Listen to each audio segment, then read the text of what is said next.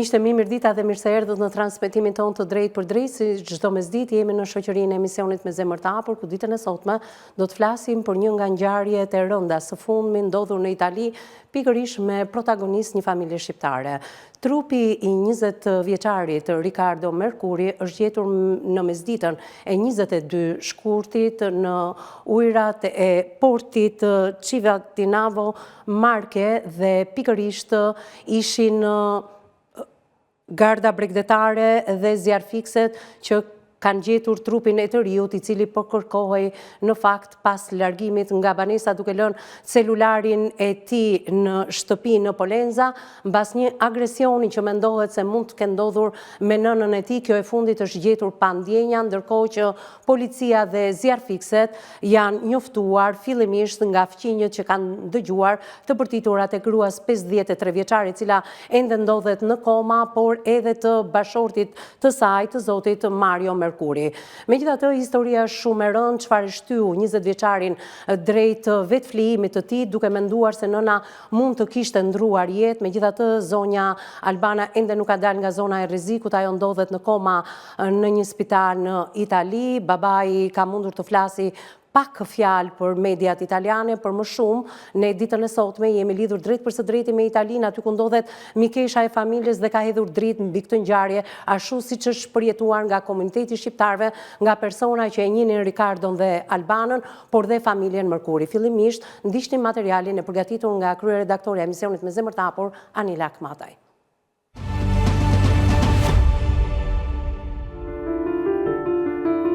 Një ngjarje e rëndë ka tronditur komunitetin shqiptar në Itali, rreth mesditës së 22 shkurtit, ku është gjetur trupi i pajeti 20 vjeçarit Riccardo Mercuri, i cili një ditë më parë ishte hedhur në ujërat e portit të Civitanovas. Lajmi u konfirmua nga burimet të zjarfikseve italian, ndërsa hetimet kanë përforcuar dyshimet se i riu është vethedhur në det. Sipas autoriteteve, gjithçka ndodhi pas një episodi të rënd dhune në banesën e familjes, ku 20 vjeçari kishte ushtruar dhunë brutale ndaj nënës së tij, Albana Kastriot, duke e goditur me grushte në fytyrë. Si pasojë e dhunës, 53 vjeçaria pësoi frakturë të nofës dhe u gjet e shtrirë në dysheme, e gjakosur dhe e pa ndjenja. Pas britmave që alarmuan fqinjët rreth orës 9 të mbrëmjes, në momentin e ngjarjes, bashorti i saj Mario Mercuri ndodhej jashtë banesës. Pas sulmit, i riu u largua me automjetin e tij duke lënë celularin në shtëpi dhe u drejtua për në Civitanova. Automjeti u gjet pranë hyrjes së portit. Pamjet e kamerave të sigurisë e kanë filmuar fillimisht në hyrje të portit dhe më pas në momentin kur hidhej në det. Një regjistrim tjetër e tregon duke dalë sërish në sipërfaqe dhe duke u hedhur përsëri pa u rishfaqur. Trupi i pajet u gjet një ditë më pas. Aktualisht Albana Kastriot ndodhet e shtruar në spitalin e Maceratës në gjendje të rëndë, nën kujdesin intensiv.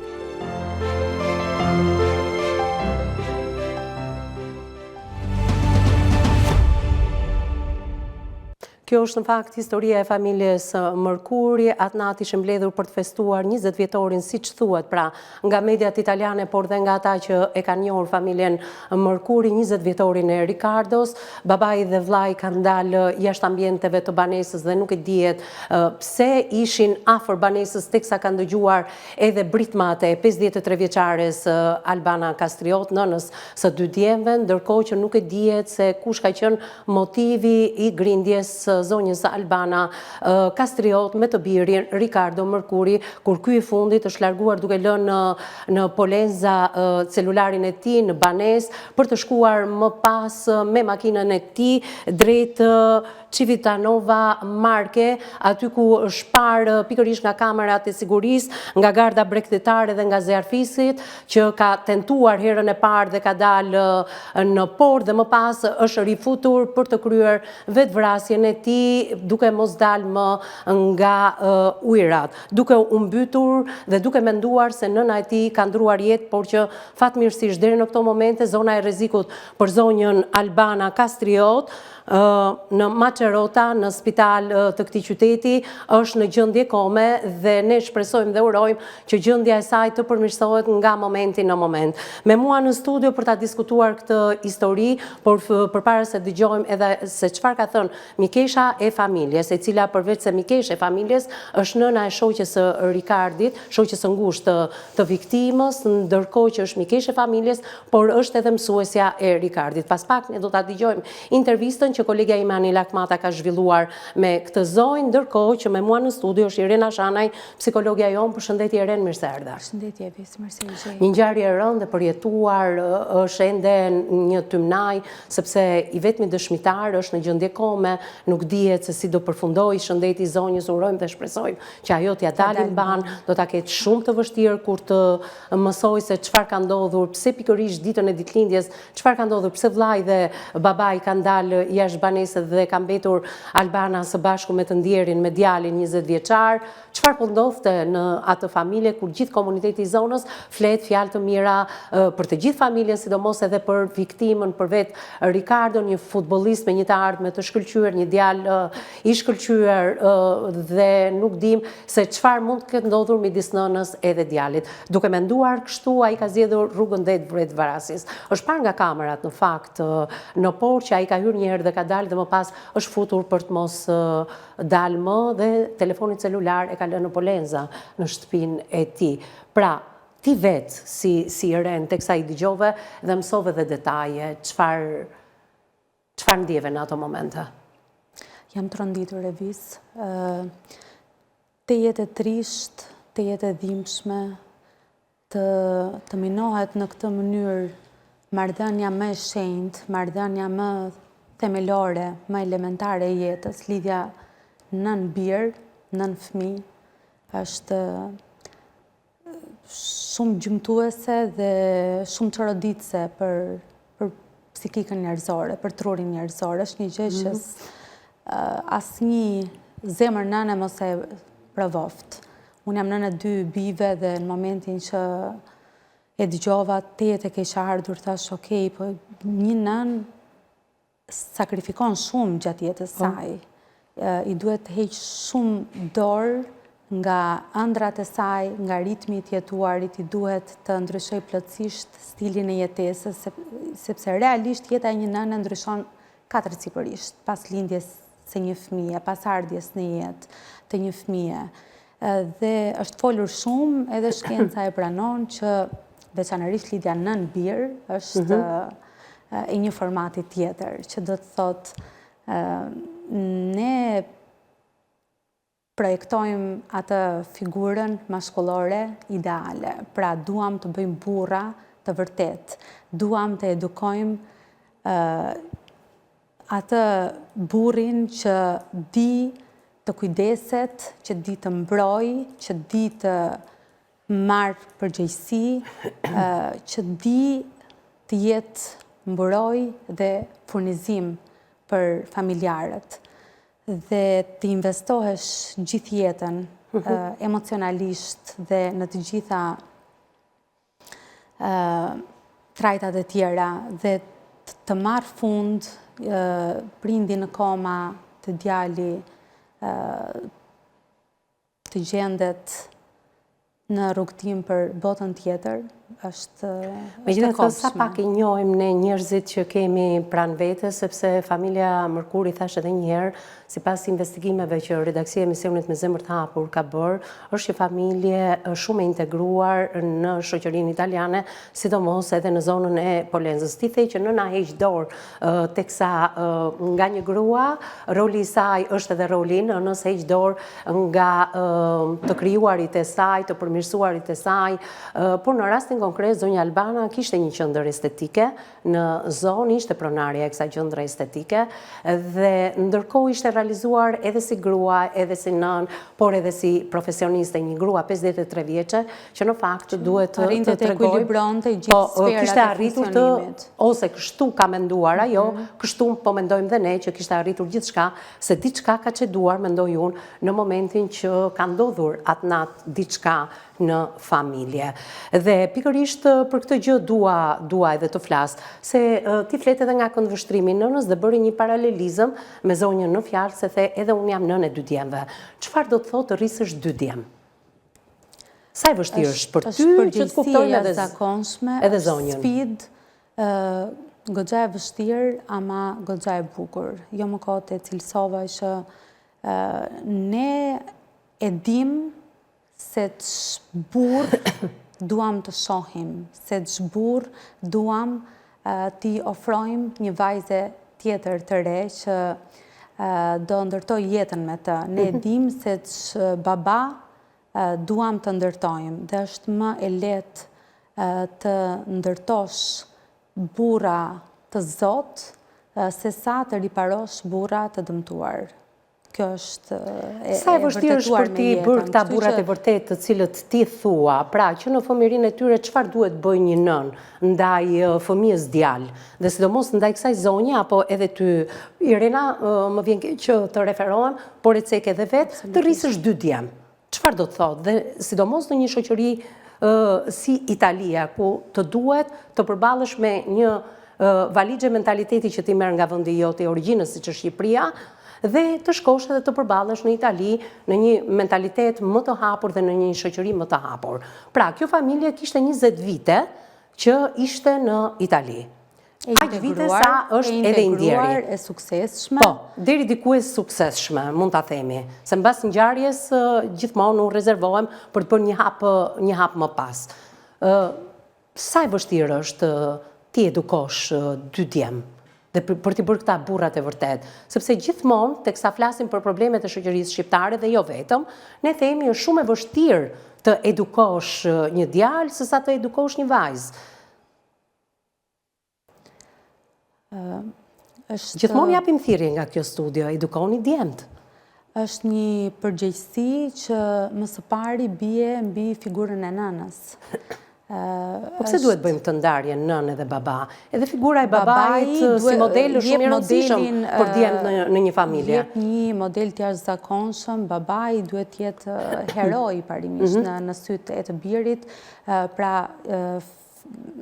djali duhet të shoh në veprimet, në qëndrimet, në bindjet, në vlerat, në sistemin e tij në virtytet që ka, pra në mënyrën se si ai qaset, në mënyrën se si ai suporton familjen, ai duhet të shoh një burr të vërtet, ama ajo që e konsolidon dhe vërtet i jep trajt dhe ajo që e konturon personalitetin e një djali është nëna. Atëherë, ndalojmë pak këtu se dua të them edhe diçka.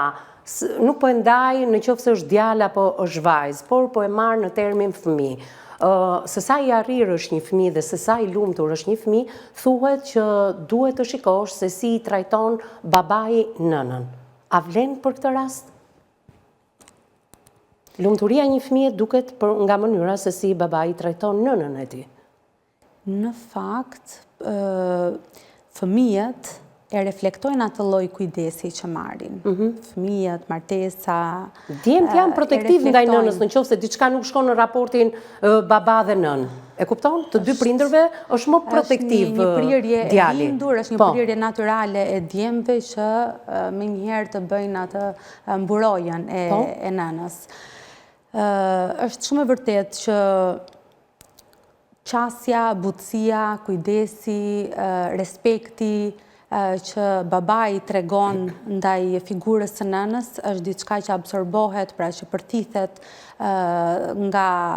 nga djali, lehtësisht, dhe duhet patur shumë kujdes që gjithë diskutimet, gjithë bisedat e vështira të bëhen mes çiftit, jo në prani të fëmijëve. Në prani të fëmijëve do bisedojmë gjërat që janë të lidhura me moshën e tyre, janë të lidhura me fushën e tyre të interesit, pra duhet kemi pak kujdes sepse jo gjithçka mund të derdhet aty në familje, pra duke qenë të gjithë antarët, disa gjëra që kanë një lloj ndjeshmërie të lartë dhe disa gjëra që duhen ruajtur brenda për brenda çiftit nuk mund të konsumohen përpara fëmijës, sepse ky fëmijë ndërkohë është një sfungjer emocional, ndërkohë është duke përthithur dhe vjen ai momenti që do duhet të shtrydhet, ose e bërë në një mënyrë tjetër pak më metaforike si paralelizëm,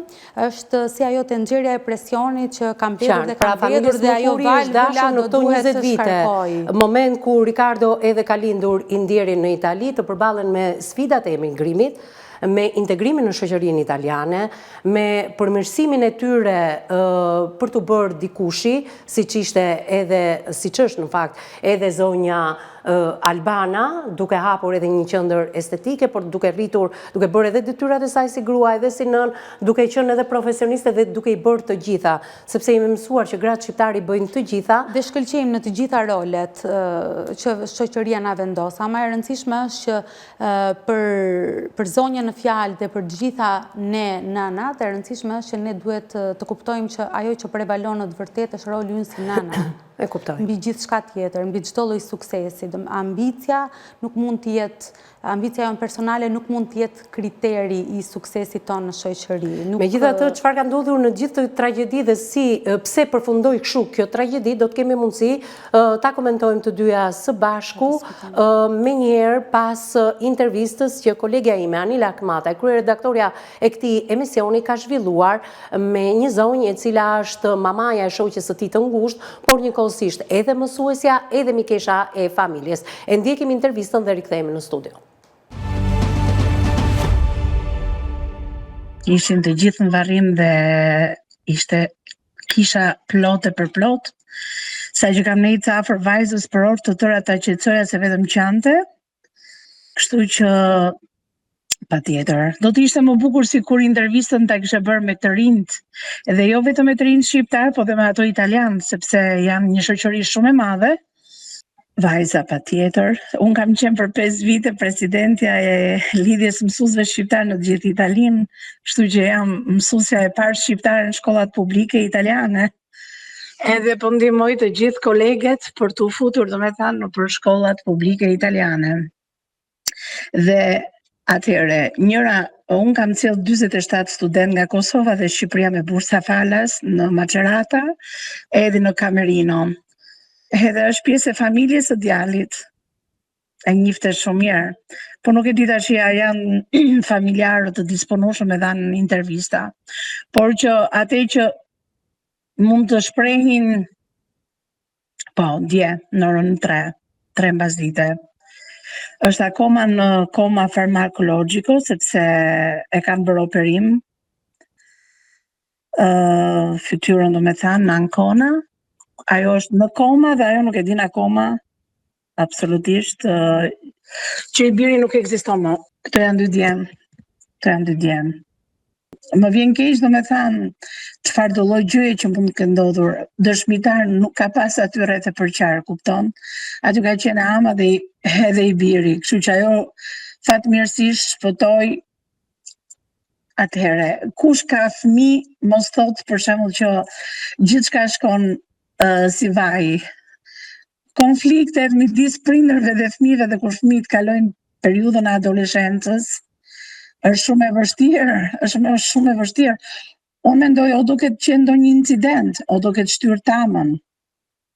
Kështu që nuk e di. Këtë nuk e di sepse unë lexoj vetëm titujt. Këtë nuk e di.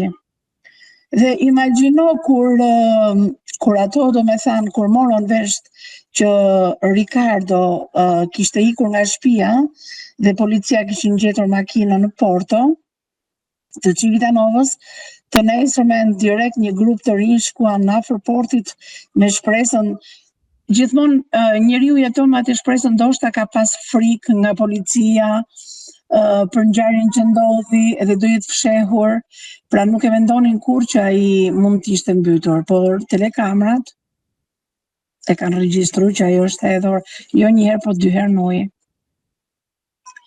Ato mund të flasin për shembull për kujtimet e tyre, çfarë njeriu ishte ai, sepse të gjitha përshkruajnë domethënë i dhunshëm, por ai nuk ka qenë gjimnazisti i dhunshëm, sepse nëse do kishte ngritur durët, nuk do ishte hera e parë. Ishte ndarë dhe bile se ajo vajzë kishte folur dje përpara altarit në kish, edhe duke u dridhur e duke qarë. Kjo vajza që ishte dashura vet për humbjen e këtij djalit. E nga ana psikologjike po. Jo, nuk ishin kohë që ishin ndarë. Kishin një lidhje 2 vjeçare dhe ishin ndarë prej pak kohësh. Problemet e tyre, si çdo të rinë, me rinin duhet flasim, të hapemi më shumë, të qëndrojmë momentin e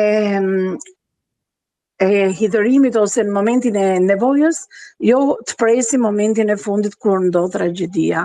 Edhe pastaj ishte fajtori, gjithë jemi fajtor. Gjithë jemi fajtor. Edhe mënyra se si gjykojmë.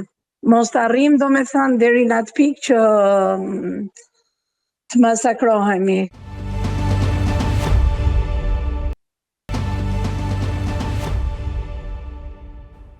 Mbas hapësirës së parë publicitare, në pjesën e parë kemi mundur të ndjekim intervistën që kolega ime Anila Kmataj ka zhvilluar me mikeshën e familjes, me mësuesen e Ricardo Mërkurit, por njëkohësisht edhe me nënën e shoqes së tij të ngushtë. Me sa dëgjuat, pra ai kishte 2 vite në lidhje me një vajzë e cila kishte mundur të fliste mes lotësh dhe të mbante një fjalim të shkurtër në varrimin e Ricardos. Ishte pak kohë që ishte ndarë, nuk e dim nëse ka përjetuar ky i ri drama të ndarjes nga kjo lidhje 2 vjeçare me të dashurën e tij. Megjithatë, në shoqëri, të paktën sipas mësueses, mikeshës së familjes dhe nënës së shoqes së tij të ngushtë, zonja në fjalë thotë që ne nuk e njinim si njëri të dhunshëm, pavarësisht se komuniteti, mediat dhe Italia ka folur për një djalë i cili mund të ishte edhe i dhunshëm. Në fakt, zonja ka bërë edhe një analizë duke thënë që ne jemi të gjithë fajtor. Në adoleshencë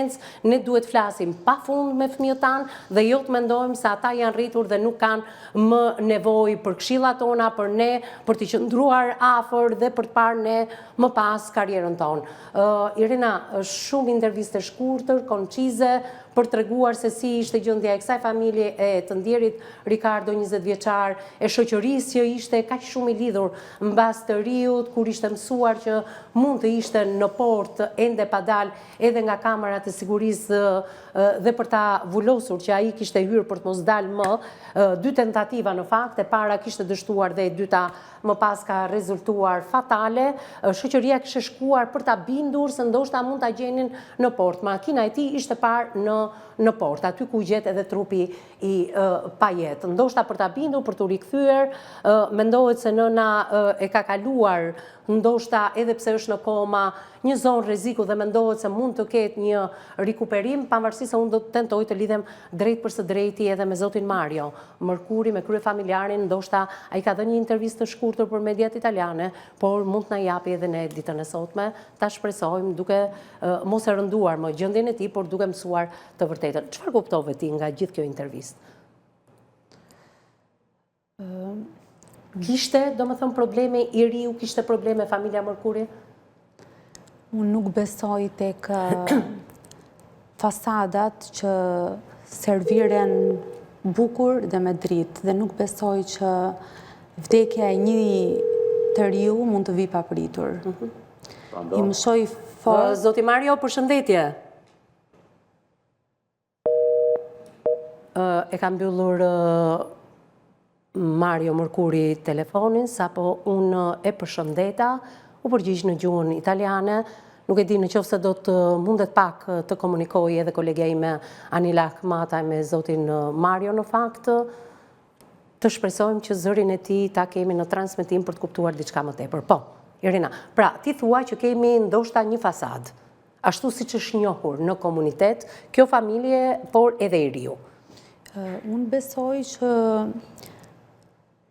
ka patur shumë heshtje, ka patur shumë frustrim, ka patur shumë vet izolim të riut, ka patur shumë ndrydhje emocionale, pra çfarë emocionesh të forta, çfarë emocionesh intensive ai ka patur, nuk është lënë apo nuk është ndihmuar t'i përpunojë në mënyrën e duhur, që do të thotë marrëdhënia nën bir është një nga marrëdhëniet më të qëndrueshme emocionale, më të thella emocionale, që na mëson edhe të formsoj marrëdhëniet tona të mëvonshme, sepse aty e merr sigurinë, aty merr mbrojtjen, aty merr aftësinë për të rregulluar, për të kontrolluar impulset e tij, emocionet e tij.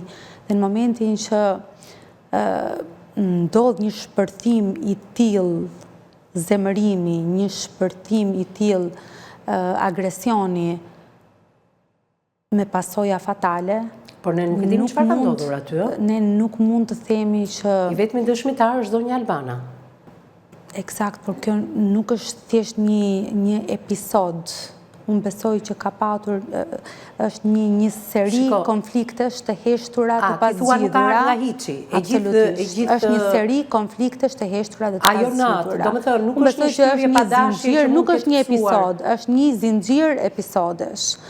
Është po mundet një 20 vjeçar në qoftë se është një zinxhir episodesh, të jesh kaq i dhunshëm brenda familjes, të kesh një tjetër qasje në shoqëri, pra sepse kemi një shoqëri që flet për një djalë super të edukuar.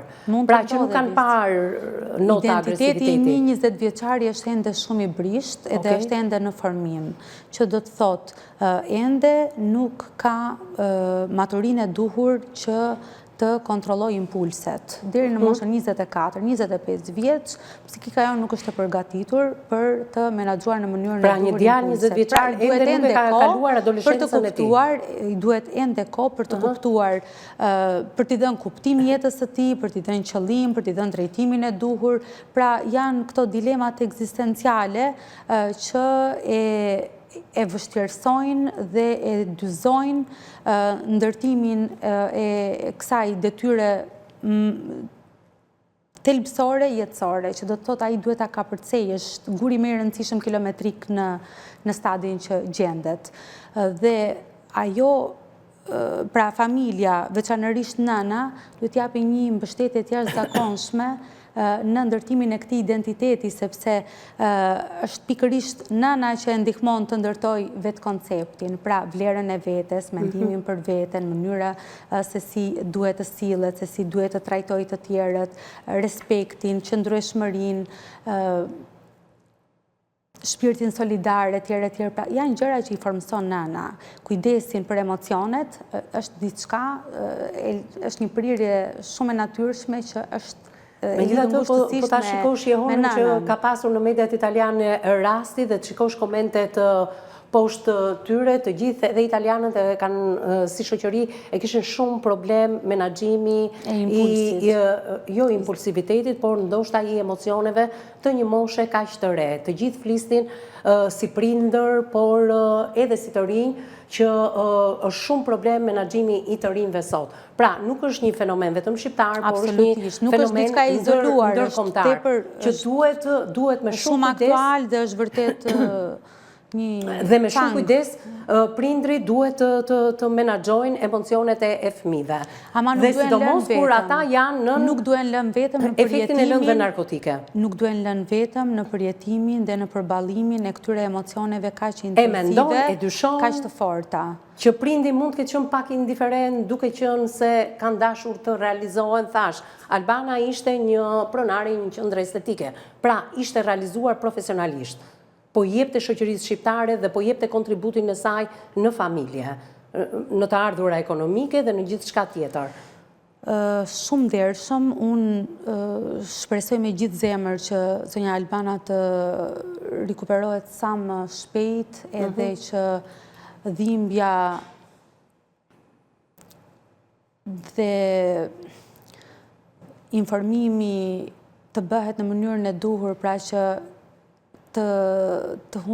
kjo desensibilizimi tjetë në mënyrë graduale, pra t'i thuhet hap pas hapi të përgatitet, sepse është në gjendje tejet kritike, tejet të brisht, është shumë për një nënë të di që pas kësaj ndodhije djali ka shkuar drejt aktit të vetë shkatrimit, pikërisht nga ndjenja e fajit ekstrem, pikërisht nga pendesat tejet e lartë, tejet e fortë. Ti mendon se Indiri nuk i ka ditur pasojat në momentin e konfliktit që ka pasur me nënën? Mendon se ka pasur një konflikt apo thjesht një shtyrje që mund të rezultuar? Unë besoj që ka patur, ka ndodhur një fenomen që unë do t'ja vija emrin aleksitimi, që do të thotë një verbëri emocionale. Do të thënë ka mbyllur syt përpara emocioneve ekstreme. Por edhe ditën e ditëlindjes se mendohet se ishin mbledhur për të festuar ditëlindjen. edhe ditën e të birit, unë besoj që është ndjeri i injoruar, i pa kuptuar, i pa dëgjuar, i pa vënë re, në gjithë shka, në gjithë dilemat, në gjithë pasigurit, në gjithë vështirësit, sprovat, sfidat, brengat e brëndshme që a i kishte. Unë dyshoj... Pse mund të krijuar këto brenga që mund këtë pasi riu? Nga se krijon këto brenga? Dhe pse duhet ta shprehësh brengën tënde në këtë lloj mënyra? Me një lloj agresiviteti, ose të një ngjarjeje të tillë? Citova edhe më parë, emocionet e forta nuk duhen lënë të përballohen vetëm. Unë dyshoj si mund t'i kuptosh këto emocionet forta? Si mund t'i kuptosh? Ai befas izolohet, befas nuk dëshiron të flasë, befas kërkon atë hapësirën e tij dhe patjetër që prindi ka detyrimin që të respektojë dhe hapësirën personale të fëmijës, mirëpo kur tepria arrihet të lexohet. Veçanërisht mundet që prindi ta kuptojë këtë gjë? Patjetër. Zakonisht në adoleshencë të gjithë prindrit. Nevoja për hapësirë është një nevojë më se... Po pra, e lën në dhomë të ti, e lën një lloj pavarësie. Është një nevojë më se njerëzore, më se normale, ama të lënë në pakujdesi, i lënë në neglizhencë, i lënë i palexuar në emocionet dhe në sfidat, është diçka që rëndon shumë mbi shpirtin e mendon se ka ndodhur kështu në rastin konkret? Mendoj që ka patur një kujdes emocional të varfër. Mendoj që ky zemërim i skajshëm është thjesht një simptom. Është thjesht një simptom. Neuroza, konflikti, patologjia, çrregullimi ka ekzistuar shumë herët dhe ka ekzistuar shumë herë. Unë më shoj kësaj gjëje. Prindi dhe në rastin konkret familja Mërkuri ka investuar në shkollimin e djemve, por sidomos tek Ricardo kanë parë edhe pasionin e tij për futbollin. Dhe unë nuk besoj që të ketë pasur një lloj mosnjohje emocionale të të birit. Se një prind që lexon talentin tënd për futbollin, apo dëshirën tënde për futboll, apo shkollimin tënd, nuk besoj se nuk kanë arritur fëmia nuk duhet të shihet vetëm kur ka sukses dhe vetëm nga produkti që garanton. Këtu duhet të ndalojmë. Pra nuk duhet të shohim vetëm për ta përgëzuar dhe vetëm për ta lavdëruar dhe vetëm për të fituar neve atë statusin e prindit të suksesshëm, sepse tashmë ne kemi ndërtuar një fëmijë që ka arritur këtë lloj, ka marrë këtë lloj trofeu, ka këtë lloj medaljeje, ka këtë lloj deftese, pra kjo nuk të përcakton ty si prind i suksesshëm, si prind i mirë. Një prind jo i pranishëm nuk mund të jetë një prind i mirë. Një prind që e lë fëmijën të ndjehet i injoruar në nevojat e tij më bazë, më themelore, që është nevoja për t'u parë, për t'u dëgjuar, nuk ka se si të jetë një prind i suksesshëm. Unë dyshoj dhe shumë ndjes, por nuk dua ta personalizoj shumë si gjë, por më rezulton nga përvoja ime me qindra fëmijë adoleshentësh dhe të rritur, pra që janë pikërisht në këtë krizë identitare, në këtë lloj stadi që duhet të ndërtojnë konceptin e vetes, identitetin e vetes, më rezulton që janë lënë të heshtur. Pra, ne në Shqipëri për fat të keq, ende përcaktojmë si fëmijë të mirë, fëmijë shembullor, atë fëmijën që rrit tek cepi i tij, edhe nuk e zbërthen gojën, e them. Ndërkohë që shkret e kundërta. Në jargon. Po, pra ai fëmia që hesht, që nuk pipetin, ai fëmia që me gjithçka konformohet, me gjithçka është dakord, nuk është e rëndësishme për një 20 vjeçar, pra për një 20 vjeçar të këtij kalibri, nuk është e rëndësishme as të pyetet zëri i tij, as të ketë vendimarrjen e tij, sepse ai do bëj atë skaletën që i ka përcaktuar prindi, do shkojë në X shkollë dhe do ndjeki Y disiplinë dhe këtë rreth shoqëror do frekuentoj, sepse ky rreth përcakton status quo-n e prindërve. Ky është një fëmijë që po performon. Ky është një fëmijë që ti po e mëson të jetoj si marionet. Pra ti i komandon lëvizjet dhe gjithçka, domethënë ai është gjymtyra jote. E qartë. jashtë vetes. Pra, prindi gjithmonë e shikon fëmijën, por sidomos prindi shqiptar. Ne fëmijët duhet i lëmë të fluturojnë. E shikojmë si një patericë e jona. Ne fëmijët si një gjymtyr, si një vazhdimsi e jona. Si një vazhdimsi e jona. Dhe jo si një qenie që është për të ne e shohim e shohim si një zgjatim të vetes për fat të keq, pra ky duhet të realizoj atë gjën që unë nuk e realizova dot. Fëmia im duhet të mbaj barrën që unë nuk arrita do të mbaja mbi shpinë, apo që më krusi, apo që më gjunjëzoj fort. Fëmia im duhet të realizoj rrugtimin tim të ndërprerë në mes. Nëse unë nuk pata mundësi të ndiqja ëndrat e mia, të ndiqja studimet universitare, të bëja X karrierë, të siguroja X të ardhura, atëherë do ta bëj fëmia im dhe unë këtë barr do t'ja jap, do ta mbart me një trysni emocionale të jashtëzakonshme, me një presion të vazhdueshëm intensiv ditor, që ti çfarë po bën dhe unë ty do të mas përmes suksesit. Dhe ky është formati më patetik dhe më i dhimbshëm dhe më dërmues për shpirtin e një fëmije. Do të thënë ka një presion të jashtëzakonshëm në momentin që ne fëmijën e lëm vetëm që të bëj mashën ton, pra jemi ne që do drejtojmë lëvizjet e tij, këtë fëmijë neve e kemi gjymtuar për jetë. Ky fëmijë nuk ka se si të realizoj procesin e individuimit, që do të thotë ky fëmijë nuk përcakton dot veten, nuk e ndan dot veten nga nëna, nga babai, nga familja, nga kontekstet në të cilat ai duhet të përkas. Megjithatë kemi dhe përplasje mentalitetesh. Thashë që nëna dhe babai i Ricardo së ndjerë kanë marrë me vete valixhen e mentalitetit 20 vite më parë dhe ata kanë bërë shumë.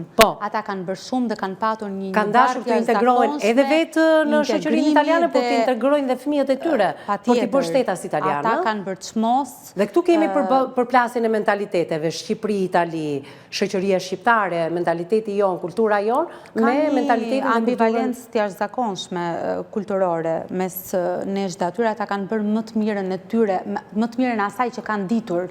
Puna është të bëjmë më të mirën asaj që duhet për të ruajtur shëndetin mendor, emocional të një fëmije, të mos pararend suksesi i këtij fëmije përpara mënyrës se si ndjehet për brenda ky fëmijë. Ky fëmijë që ka patur këtë lloj suksesi dhe që ka patur një shpërthim të tillë dhe që ka vluar në shpirtin e tij një zemrim i skajshëm, një hov kaq ekstrem emocional, nuk ka se si tjetë rastësi, është diçka që nuk është kongruente. E qartë. Midis injorimit që prindi mund t'i ketë bërë fëmijës, në rastin konkret, apo mos leximit verbëri emocionale. Një verbëri nuk ka arritur të lexoj kur është i mërzitur, kur është i brengosur, kur është i friksuar, kur është i trishtuar, kur është i dyzuar, pra nuk ka arritur. Mendon se ka luajtur rol edhe shkëputja nga një lidhje 2 vjeçare që vetë i ndjeri ka pasur me një vajzë që e pohoi zonja në intervistën e saj?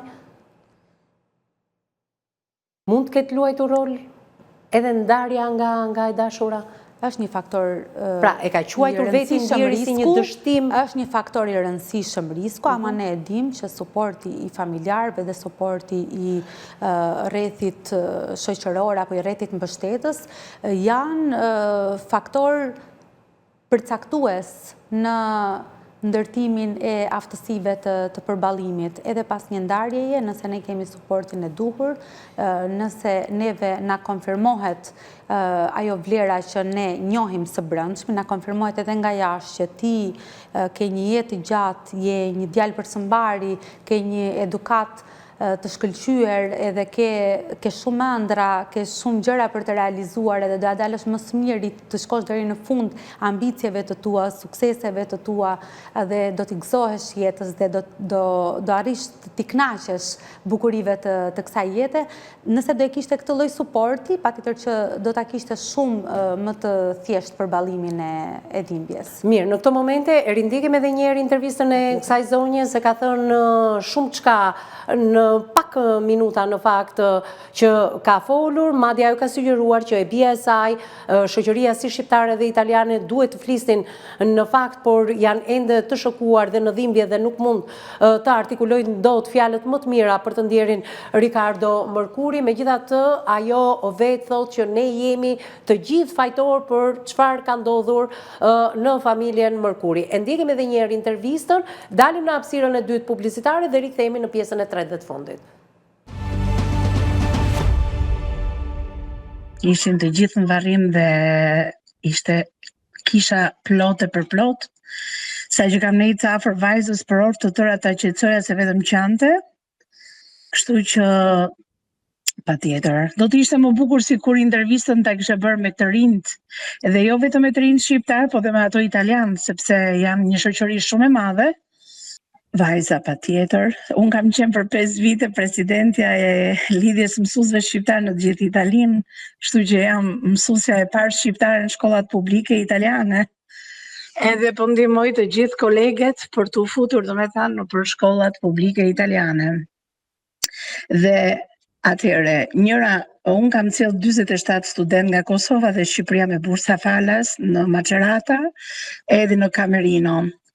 Edhe është pjesë e familjes së djalit. E njifte shumë mirë. Po nuk e di tash a janë familjarë të disponueshëm me dhanë intervista. Por që atë që mund të shprehin, po, dje, në orën 3 mbasdite. Është akoma në koma farmakologjiko, sepse e kanë bërë operim. Fytyrën do me thanë, në ankona. Ajo është në koma dhe ajo nuk e din akoma absolutisht që i biri nuk ekziston më. Këto janë dy djemë. Më vjen keq do me thanë çfarë do lloj gjëje që mund të ketë ndodhur. Dëshmitar nuk ka pas aty rreth e përqar, kupton? Aty ka qenë ama dhe edhe i biri. Kështu që ajo fatmirësisht shpëtoi. Atëherë, kush ka fëmijë mos thotë për shembull që gjithçka shkon si vaj. Konfliktet midis prindërve dhe fëmijëve dhe kur fëmijët kalojnë periudhën e adoleshencës, është shumë e vështirë. Unë mendoj o do ketë qenë ndonjë incident, o do ketë shtyrë tamën. Kështu që nuk e di. Këtë nuk e di sepse unë lexoj vetëm titujt. Këtë nuk e di. Dhe imagjino kur ato do me thanë, kur morën vesh që Ricardo kishte ikur nga shtëpia dhe policia kishin gjetur makinën në Porto të Civitanovës, të nesërmen direkt një grup të rinj shkuan afër portit me shpresën, gjithmonë njeriu jeton me atë shpresën ndoshta ka pas frikë nga policia për ngjarjen që ndodhi edhe do jetë fshehur, pra nuk e mendonin kurrë që ai mund të ishte mbytur, por telekamrat e kanë regjistruar që ajo është hedhur jo një herë, po 2 herë në ujë.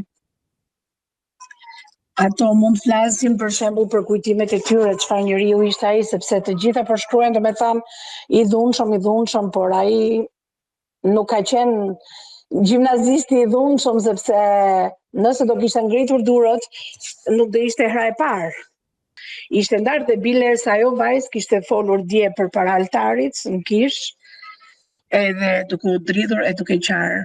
Kjo vajza që ishte dashura vet për humbjen e këtij djalit. E nga ana psikologjike po. Jo, nuk kishin kohë që ishin ndarë. Kishin një lidhje 2 vjeçare dhe ishin ndarë prej pak kohësh. Problemet e tyre si çdo të rinj. Me rinin duhet flasim, të hapemi më shumë, të qëndrojmë momentin e hidhërimit ose në momentin e nevojës, jo të presim momentin e fundit kur ndodh tragjedia. Edhe pastaj ishte fajtor, gjithë jemi fajtor. Edhe mënyra se si gjykojmë. Mos të arrim do me thanë deri në atë pikë që të masakrohemi.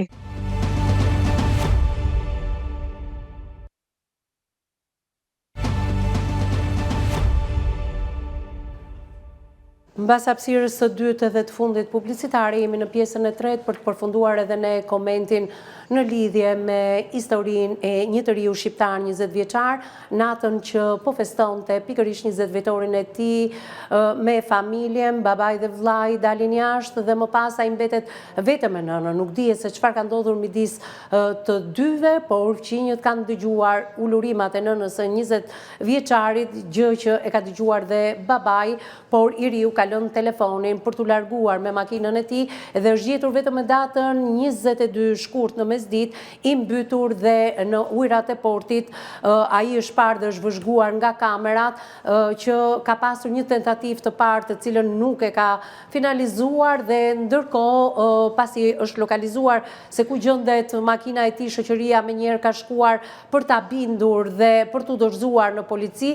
Ky duke menduar që nëna ka ndruar jetë, tentativën e dytë e ka pasur fatale për të mos dalë më nga ujërat e portit që i mori jetën 20 vjeçarit. Ju e dëgjuat pra dhe mikeshën e familjes që e njeh të gjithë familjen Mërkuri, është nëna e shoqes së tij të ngushtë të 20 vjeçarit, ndërkohë që është edhe mësuesja e tij dhe thotë që në gjimnaz pikërisht Ricardo Mërkuri nuk ka shfaqur agresivitet siç flitet edhe në media. Ajo mendon se mund të ketë qenë një episod i shkëputur, gjë që nuk e mendon kështu psikologja jon Irena Shanaj. Unë do doja të flisja në fakt edhe me babain e Ricardo së ndjer, me zotin Mario Mërkuri. E kishim në një tentativë të parë në pjesën e parë të këtij emisioni, u përgjigj në gjuhën italiane, ndoshta e ka fikur telefonin duke mos e njohur numrin. Unë do mundohem në këto momente të lidhem përsëri. Ai ka dhënë një intervistë të shkurtër në fakt për mediat italiane. Shpresoj të përgjigjet edhe për ne. Pronto, zoti Mario, jam Evis Ahmeti, drejtuesja e emisionit me zemër. Jam Evis Ahmeti, Evis Ahmeti. Kush? Evis Ahmeti, drejtuesja e emisionit me zemër të hapur në News 24 në Shqipëri. Si jeni? E mbyll në fakt, e dëgjoj se kush jemi, me sa duket në këto momente nuk kërkon më të flasi për mediat. Kuptohet dhe është në dëshirën e zotërisë për të folur ose jo. Me sa duket me Shqipërinë ka vendosur kështu. Është drejtë e tij, në shoku psikologjik, ka humbur birin, ka bashkëshorten. E natyrshme të bëj rezistencë, është e kuptueshme. Erën e parë menduam se ndoshta nuk ka dëgjuar. Megjithatë, në kësaj radhe më dëgjoj mirë se edhe kush jam, unë edhe do t'ja shpjegoj. Gjithsesi, ti e ndryshe nga mësuesja, mikesha e familjes, nëna e shoqes së tij të ngushtë, që ai nuk ka qenë i dhunshëm më parë. Në gjimnaz nuk ka shfaqur shenja agresiviteti, thot zonja në fjalë. Ti thua, nuk mund të jetë një episod i vetëm kjo tragjedi. E thash edhe më parë Evis, ndrydhja, frustrimi i vazhdueshëm, frenimi, blokimi, shtypja e emocioneve të forta, veçanërisht e emocioneve të tilla si zemërimi dhe inati, për një kohë shumë të gjatë, kjo heshtje që na paraqitet si e paqt në dukje, është një luftë e brendshme, është një kaos i jashtëzakonshëm, tejet intensiv, që do të thotë është, e thënë në mënyrë figurative, është tamam krateri i një vulkani. Pra mjafton, është ngacmuar krateri i një vulkani. Gjithë këto gjërat që këto emocionet kaq të forta që kanë qenë të brendësuara, të grumbulluara për shumë gjatë, tashmë janë gërvishur, është gërvishur syprina, është gërvishur sipërfaqja dhe ka bërë të aktivizohet, dhe ka bërë që të derdhet. Çfarë mund të ketë ndodhur sipas këndvështrimit tënd atë natë? Çfarë mund të ketë ndodhur? Pse e shtyu të riun të mendonte se nëna ka vdekur dhe të shkonte drejt portit, ka pasur një tentativ të parë, e cila duket nga kamera që ka hyrë dhe ka dalë dhe nuk ka mundur do të bëja të gjë, dhe vajtja herën e dytë ka qenë dhe ka rezultuar fatale për të rion. E vis ka qenë një tronditje me vete, ndoshta edhe mund ta ndihmonte. Ka qenë një tronditje ekstreme edhe për atë vetë, pa aftësia e tij për të kontrolluar emocionin e zemrimit. Pra, këtë pasi emocionesh nuk e ka kontrolluar as në debat me nënën. Ai nuk ka mundur. Ai nuk ka mundur. Nuk ka mundur, nuk ka arritur të ndihmoj veten dhe nuk ka arritur të marrë ndihmën e duhur psikologjike dhe emocionale, qoftë edhe në atë lloj situate emergjente nga familjarët, pra nuk është lënë që të qetësohet për momentin apo të ndërhyet në mënyrën e duhur, pra thjesht, okej, leta jashtë zonte, letë të dëgjohej në atë gjë, edhe pastaj të vinte ai momenti i pauzës reflektuese. Pra nuk është lënë ta procesoj këtë emocion kaq intensiv, kaq shpërthyes. Nuk është lënë në mënyrën e duhur dhe patjetër që nuk ka qenë diçka e paramenduar. Jam e bindur që ishte edhe një futbollist dhe një sportist shumë i mirë. Unë e di që një futbollist apo një sportist kaq i mirë di ti menaxhoj emocionet e tij. Si ka mundësi? Sporti ndihmon patjetër në ndërtimin e disiplinës, në ndërtimin e kontrollit emocional. Në rastin konkret, gjithçka, pra për sa kohë në të gjitha sferat e tij të funksionimit, ai ka qenë i qetë, ka patur marrëdhënie të paqta, ka patur marrëdhënie të qëndrueshme, pra emocionalisht të qëndrueshme, si në ambientin shkollor, ashtu edhe në ambientin që ai stërvitej dhe performonte shkëlqyer. Pra e gjithë fushbeteja për të ka qenë shtëpia. Aty ku ai është ndjerë, i trysnuar, i pa vënë re, Pse dyshon se ka qenë i pa vënë re? Se një familje e cila shkollon, po e përmend edhe një herë, dhe e çon pikërisht të luaj futboll si një dëshirë, jo vetëm të riut. Po fokusi nuk mund tjetë rezultati, fokusi është tek përpjekjet që po bën ky fëmijë. Përpjekjet nuk janë vetëm ato që ti sheh, janë dhe përpjekjet e brendshme, pra që ti... Po si duhet të dalloj një prind përpjekjet e brendshme? Sa e vështirë është pra për ti dalluar këto përpjekje? Duhet nxitur të flasin, duhet nxitur të shprehen. Se prindrit kanë parë pasionin e të riut për futboll dhe kanë orientuar drejt futbollit. Nuk duhet të jemi dakord me heshtje. Pra, jemi prindër si përfaqësor. Nuk mund të normalizojmë qetësinë e një fëmije, ta shohim, ta barazojmë me sjelljen e mirë. Pra, ky fëmijë, profili i një fëmije të qetë, nuk mund të barazohet me një fëmijë të shëndetshëm. Apo rrisim ne një brez të ri agresiv kohët e fundit? Ne po rrisim një brez... Pse kemi një numër kaq rritje të agresivitetit tek të rinj? Pse kemi këtë gjë? Kur më parë nuk ka qenë. Kush luan rol? Tashmë janë edhe më të lirë, janë më të inkurajuar, prindrit gjithmonë e më tepër po ndërgjegjësohen, po vetëdijsohen që të evitojnë pikërisht atë traumën e vetë ndërbreznore, nuk duan më ta pasojnë tek fëmijët e tyre, duan që t'i japin stop këtij zinxhiri, këtij cikli, dhe po i lënë të flasin ndryshe nga brezat e mëparshëm, asnjëherë nuk ka patur më tepër se kaq liri fjale apo liri mendimi.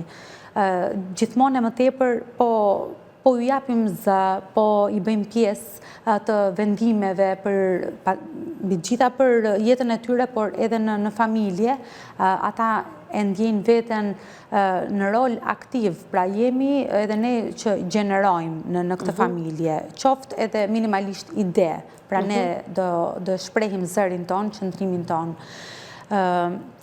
Po çfarë e bën këtë rini, ndoshta teknologjia, më thuaj pak rritjen e agresivitetit?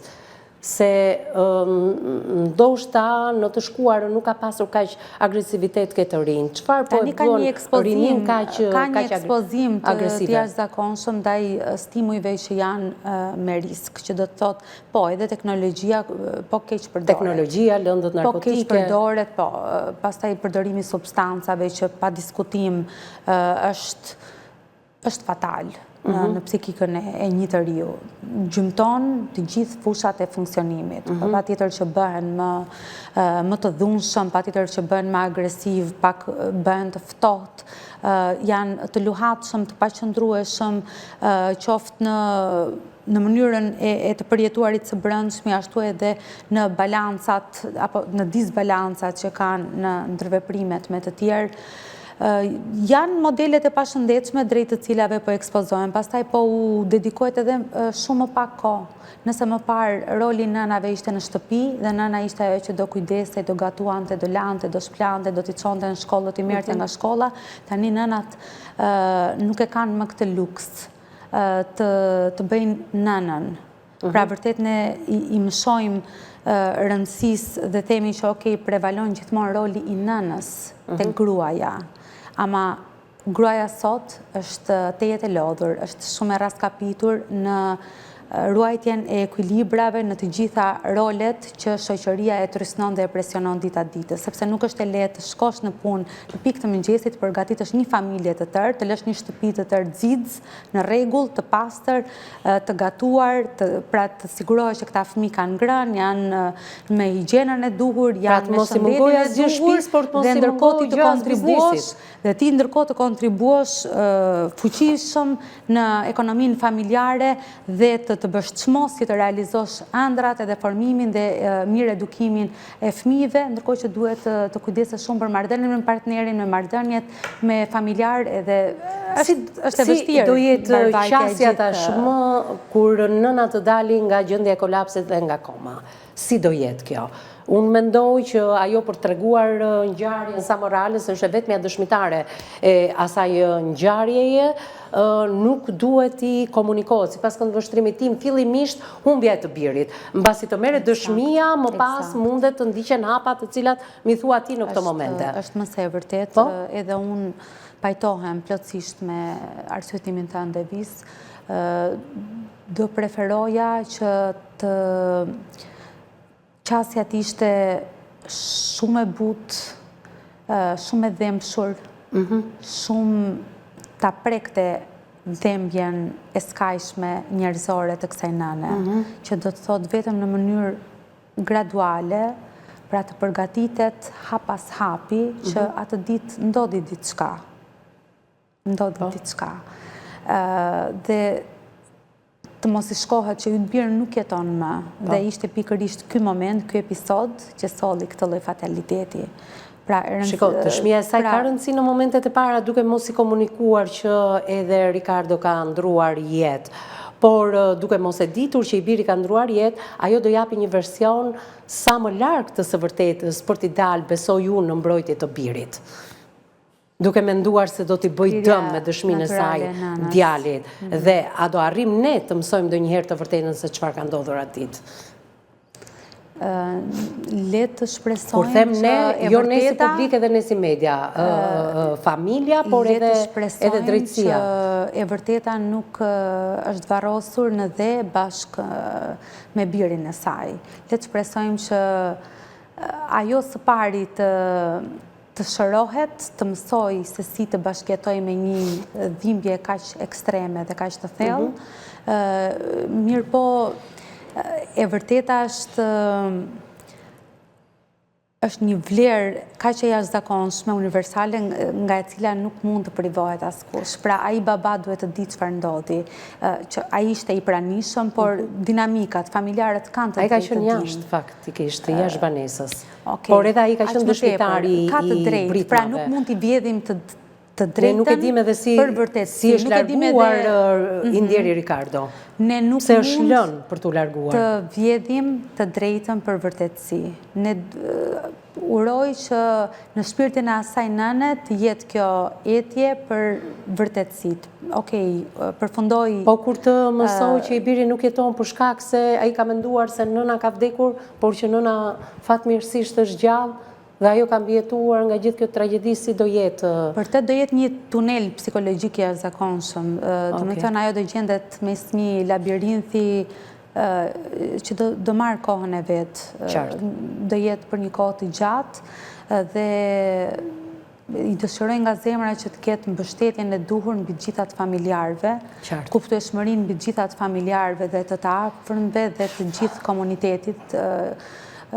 Uroj që t'i gjenden pranë në mënyrë që ajo të marrë sadopak veten, t'i zbutet sadopak dhembja, sepse zemra e saj gjithë kohës do lëngoj. Është një dhimbje që megjithatë është një traumë që me sa duket do kalojë në procese psikologjike, në seanca dhe në terapi të ndryshme. Do kërkoj. Faleminderit Irena që të kisha në këtë studio, përpara se të falenderoj dhe gjithë ata që na kanë ndjekur drejt për së drejti. Ju e dëgjuar që kemi tentuar të paktën 2 herë ditën e sotme, një herë nga regjia dhe një herë nga numri im personal, të flisnim edhe me zotin Mario Mërkuri, të cilit sapo i shkrova teksa komentonte edhe psikologja jon i shpreh ngushëllime për humbjen e të birit dhe shërim sa më të shpejt në fakt edhe të zonjës Albana dhe të shpresojmë të kemi një reagim të tij për mediat shqiptare siç ka bërë edhe për mediat italiane. Faleminderit që na ndoqët ditën e sotme, bashkë takohemi në ditët në vijim, deri atëherë miru takofshim.